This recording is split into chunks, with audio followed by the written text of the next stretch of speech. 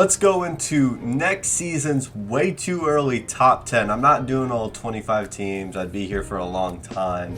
But I just want to do the top 10 teams I believe that going into the season, before all the transfers have settled, I love way too early top 25s. It's probably the dumbest thing in the world because they never really do matter. Week 0 preseason rankings don't matter, so what does these rankings matter at all? But I want to give out my thoughts on to looking into next year, really this year, now that we're in 2022, what to expect going into the offseason before the rumors start swirling, before all the transfers have settled, as we've had the purge of Alabama and Georgia, and once they've finished their game, and now we're seeing a bunch of 4-stars and backups having to leave because now with the transfer rule. But let's get right into it. Let's not waste any more time.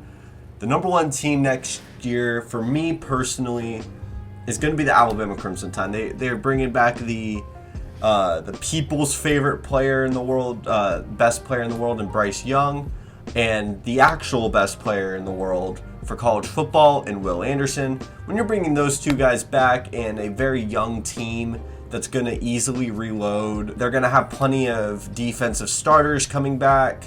You got to see it as they're the best team with the best head coach in the best conference. They should be seen as the early favorites going in. The next spot at number 2, I would have Ohio State. You're bringing back C.J. Stroud, Travion Henderson. You bring in the best defensive coordinator, or top 3 with Oklahoma State's defensive coordinator. The Ohio State defense is going to be way better. The offensive line is going to be better. They're bringing back a really good recruiting class. They have a couple transfers potentially coming in.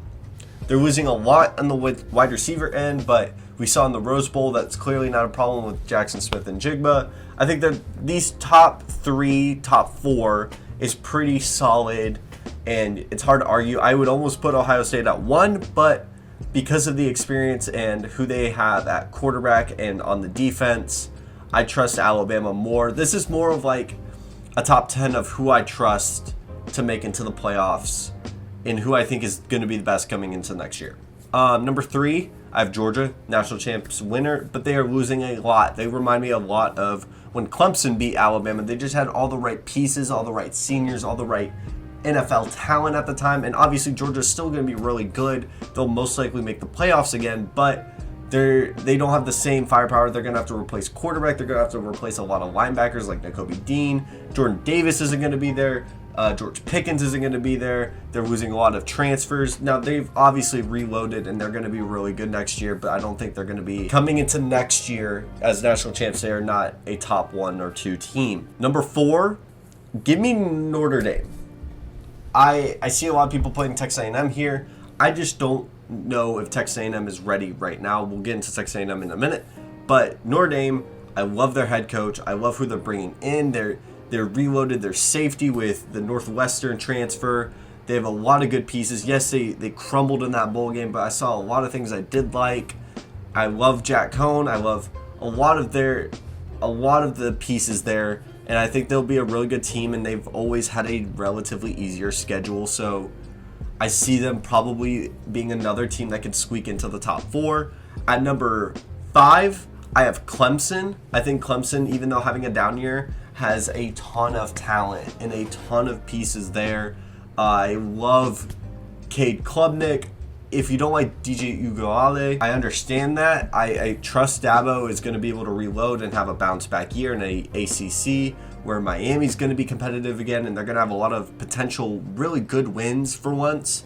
And I truly believe that this team could be a competitor for the ACC again, with Wake Forest and Miami all being viable wins that could come throughout the regular season and the postseason. So I got Clemson at number 5. Number 6, I have Texas A&M. A lot of people have Texas A&M in the top 4. I don't really see it yet.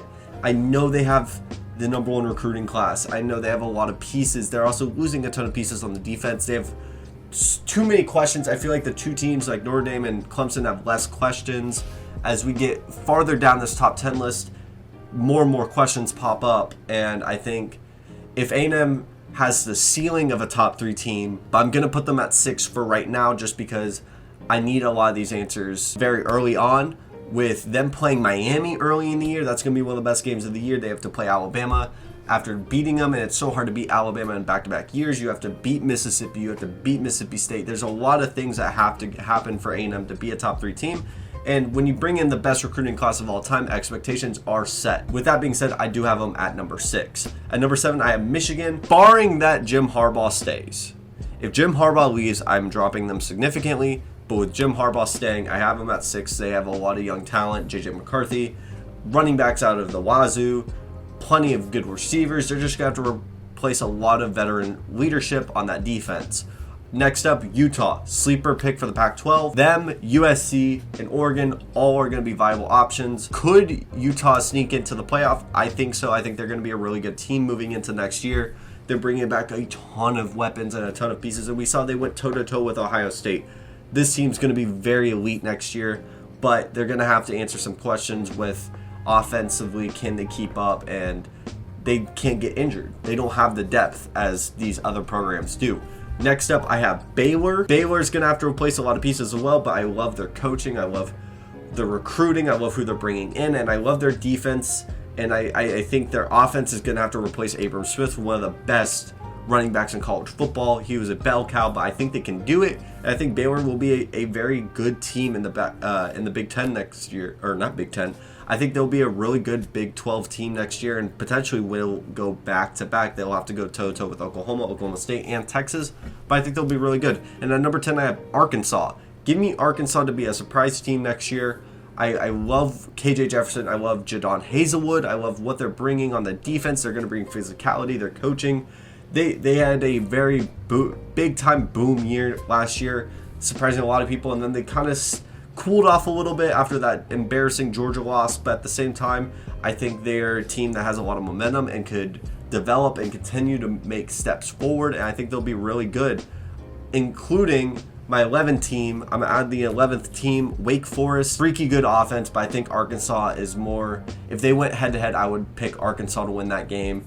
I have way too many questions with Wake Forest's defense, but when you're bringing a veteran quarterback in, I believe Wake Forest will be a really sneaky good team.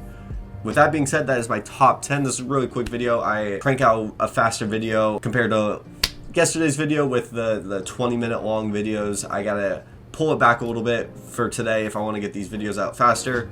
But thank you so much for watching. Let me know what your top 10 is and if you would change any of my rankings. And thank you so much for watching. Have a wonderful day.